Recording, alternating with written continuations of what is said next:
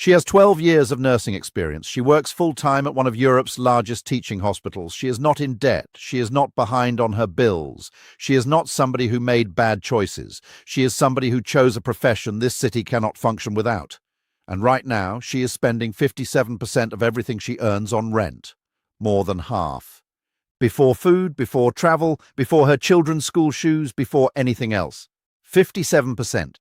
According to the Trust for London's rent affordability analysis, in every single one of London's 32 boroughs, average one-bedroom rent now consumes at least a third of median local pay. Every single one. Across London as a whole, the average one-bedroom flat takes up 52% of median pre-tax earnings. In the worst affected boroughs, that figure is approaching 70%. Working families have crossed so far past the standard 30% affordability threshold that leaving is no longer a choice. For many, it is the only calculation left. These are 10 London boroughs where working families can no longer afford to stay. Tender Lewisham, South East London. Lewisham is a borough of roughly 310,000 people spread across Brockley, Forest Hill, Deptford and New Cross. For almost 2 decades, estate agents described it the same way. An up-and-coming borough, the affordable alternative, the place where young families could still find a terrace with a garden at a price that made sense. That description has been wearing thin for several years. By 2026, it has stopped being true. According to Zoopla data published in January 2026 and reported by Timeout London, you need to earn £80,100 a year to buy the average home in Lewisham. ONS data confirms the average house price in Lewisham was £497,000 in May 2026, up 2.3% from May 2025, even as London's overall average fell by 3.7%. A London nurse on the NHS Band 5 scale earns between £32,073 and £39,043. A teacher in the early stages of their career earns around £36,000 with inner London waiting. A household combining both those incomes does not clear the threshold to buy in Lewisham. The average monthly private rent in Lewisham reached £1,825 in June 2026, up 2.6% in a single year. That is not the top of the market. That is the ONS average across all property types, all roads, all parts of the borough. A 2-bedroom flat is tracking above that figure in most of Brockley and Forest Hill. The key takeaway in Lewisham is this. The borough that was sold for a generation as the affordable alternative has itself become unaffordable to the very people it was supposed to shelter. The families leaving are not the ones who expected to leave. They are the ones who moved there precisely because it was supposed to be the sensible option. They watched Brockley gentrify around them. They watched the rents track the coffee shops northward, and they watched themselves go from managing to not managing without ever quite noticing the moment it happened. The children change schools, the commute gets longer, the community that made the borough worth choosing loses another family that helped build what it was. 9. Bromley, South East London. Bromley is one of the largest London boroughs by area, about 340,000 people stretching from Penge and Annerley in the north to the semi-rural quiet of Biggin Hill in the south. Families have been moving here for 30 years when they ran out of options closer to the centre. More space, bigger gardens, a national rail connection into Victoria in under 20 minutes. For 3 decades, Bromley absorbed wave after wave of families priced out of closer-in London. In 2026, to buy in Bromley, you need to earn £92,000 a year, according to Zoopla's analysis. The ONS confirms the average house price at £525,000 in May 2026. Average monthly private rent across the borough reached £1,678 in June 2026, up 2.7% year-on-year. The Trust for London places Bromley among the 3 most relatively affordable outer boroughs. Yet even here, average rent consumes around 34% of median local earnings, above the standard affordability threshold. Bromley is London's answer to families priced out of everywhere else. It is now becoming another borough where ordinary wages no longer keep pace with ordinary rents. The most important takeaway here is that the buffer zone is gone. The families who arrived in the early 2000s are the fortunate ones. The families trying to arrive now are finding Bromley is no longer the affordable option. The borough did not change, the market changed around it, and families on honest wages are the ones meeting the cost of that change every month in the gap between what they earn and what the market asks.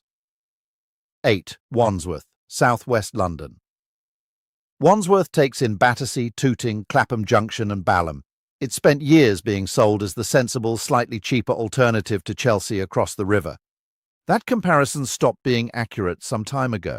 According to ONS data for June 2026, the average monthly private rent in Wandsworth has reached £2,599, up more than 4% in a single year. The salary needed to buy in the borough is £116,900, the second highest of any London borough, above Hackney, above Southwark, behind only Kensington and Chelsea, according to Zoopla's January 2026 analysis.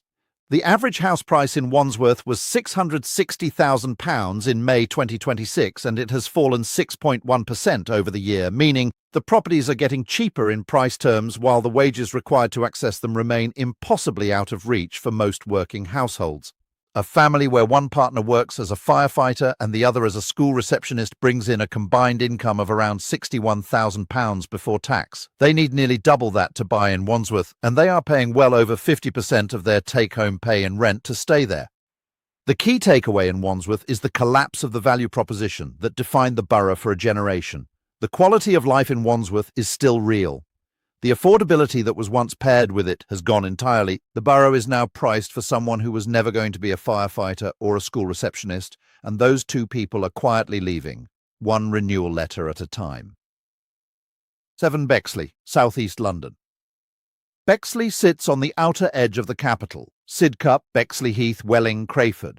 1930s semis with gardens, streets where neighbours still recognise each other at the corner shop. For years it served as the last genuinely affordable stop on the London map, and in 2026 it still holds that technical title. ONS data shows the average private rent in Bexley at £1,528 in May 2026. It is, by the raw numbers, the cheapest borough in Greater London in which to rent. That single fact contains the entire story of London's housing crisis.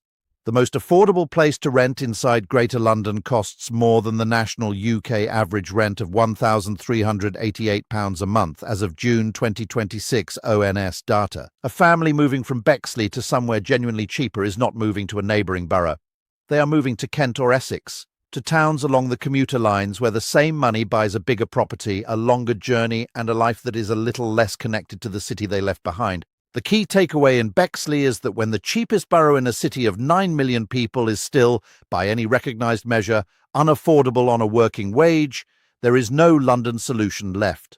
The families doing the maths in Bexley in 2026 are not choosing between boroughs. They are choosing between London and somewhere else entirely. Havering, East London. Havering is the easternmost London borough. Romford, Hornchurch, Upminster. It borders Essex. Families chose it for space, decent schools, greenery, and a commute made more manageable since the Elizabeth line reached Romford. The average private rent in June 2026 sits at £1,563 according to ONS data, up 2.7% on the year before. The average house price was £453,000 in May 2026, requiring an income of around £75,200 to buy. The Trust for London identifies Havering as one of the 3 most relatively affordable outer boroughs. And yet even here, average rent sits above the 30% affordability threshold for the typical resident. That is the single most important fact in this section of the script. The most affordable borough in London is officially unaffordable for the typical person who lives there. The 30% threshold is not an abstract concept. It is the line that financial advisors, housing charities, and government bodies use to define the point at which rent stops being manageable. Below it, a household can pay its rent and still have enough left to live on. Above it, something else in the budget has to give, and it is usually food, or heating, or the children's school trip. The Elizabeth line that was supposed to transform Havering did something slightly different.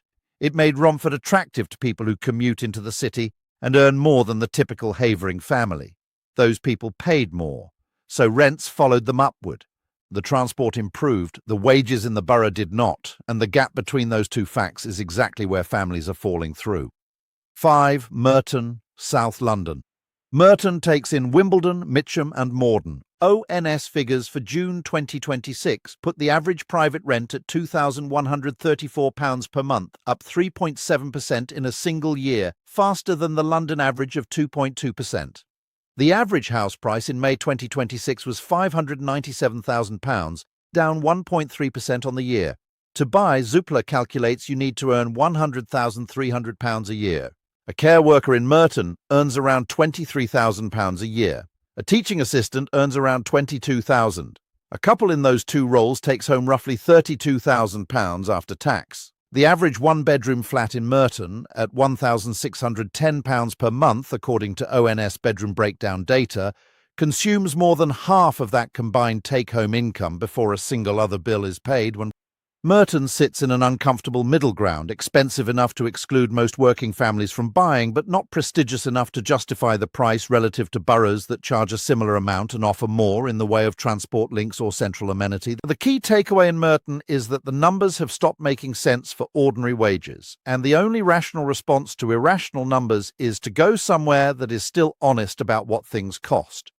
There is something distinctly painful about leaving a place you chose, packing the children into the car and pulling away from the street they grew up on, the park at the end of the road, the teacher who finally got through to them. That is what the rent increase letter triggers for thousands of Merton families every single year. Not a calculation on a spreadsheet. A life uprooted. 4 Hillingdon, West London. Hillingdon stretches from Hayes and Southall in the east to Uxbridge in the west, with Heathrow Airport running along its southern edge. It is the second largest London borough by area and home to one of the biggest employment sites in the country. The average private rent in June 2026 reached £1,561, according to ONS data. To buy the average home, priced at £468,000 in May 2026, you need to be earning £80,700 a year. Here is the specific problem. The people who work at Heathrow, the baggage handlers, the catering workers, the check-in agents, the cleaners who keep the terminals running through the night, typically earn between £25,000 and £30,000 a year. According to Glassdoor data published in 2026, the average baggage handler salary at Heathrow sits at approximately £29,908. After tax, that is a monthly take-home of around £2,050. The average rent for a two-bedroom property in the borough, per ONS bedroom data, is £1,577 per month. That is 77% of take-home pay for a single worker, before food, before travel, before anything else. Generation Rents analysis, published in March 2026, found that workers such as nurses, teachers and transport staff in inner London would have to spend more than 40% of their income to stay.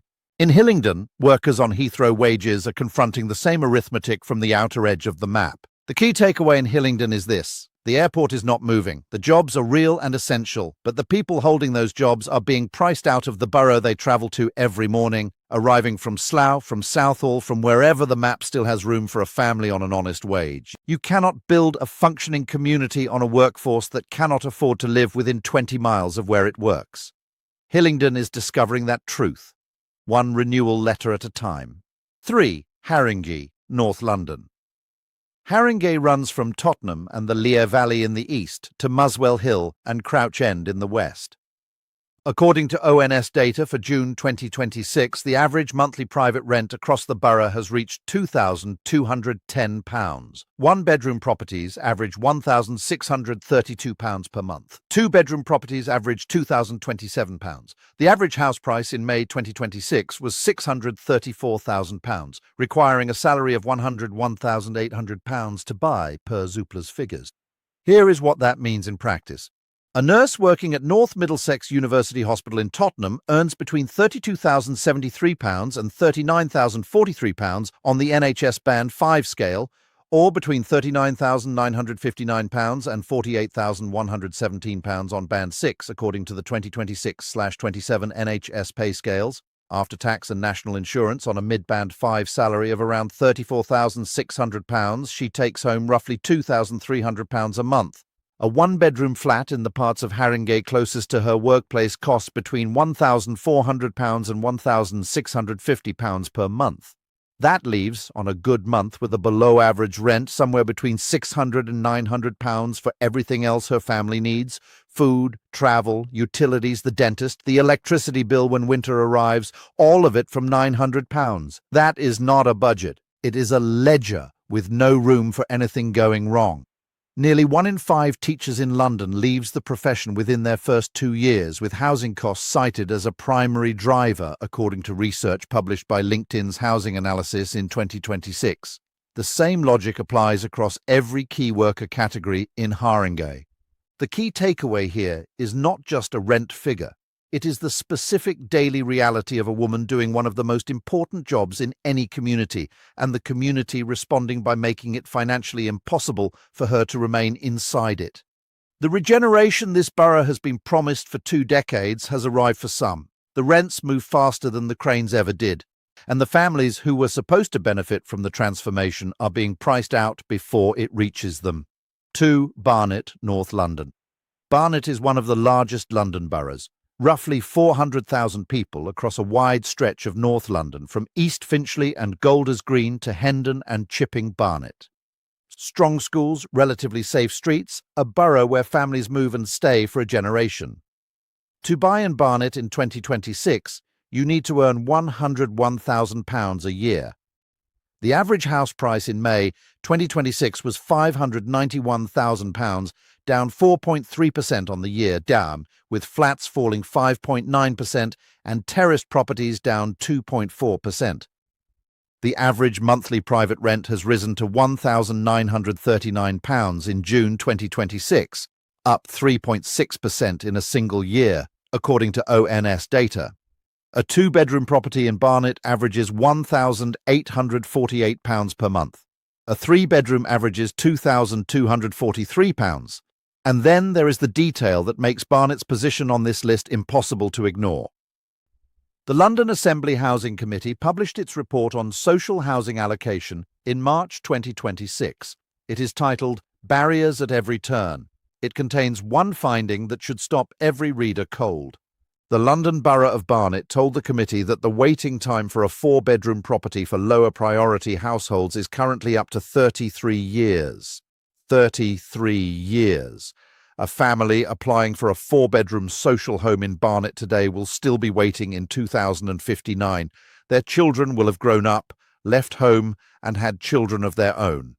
Citywide, the Centre for London reported that the average wait for a 4-bedroom family home is already measured not in months but in decades, with some boroughs requiring over a century to clear their current lists at the rate homes are becoming available. The key takeaway in Barnet is the complete collapse of both routes that working families were told were available to them. The private market requires an income of over £100,000 to buy. The social housing list requires a third of a century to clear. In the gap between those two facts, a working family with 2 incomes and 2 children is paying nearly £2,000 a month in rent and watching their wages disappear into housing before their actual lives can begin. They are not failing, they are working, they are doing everything right, and the market is telling them it does not matter. 1 Lambeth, Inner South London. Lambeth runs from the South Bank and Waterloo down through Brixton, Stockwell and Streatham. It is number 1 on this list because it is where the story that opened this video becomes real and specific and impossible to dismiss as a statistic. To buy in Lambeth in 2026, you need to earn £98,900, according to Zoopla's analysis.